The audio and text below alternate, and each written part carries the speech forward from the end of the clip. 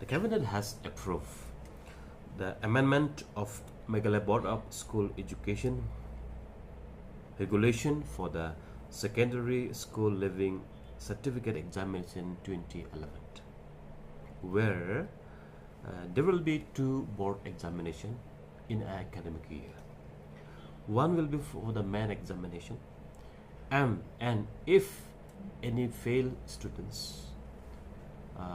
they will be given opportunity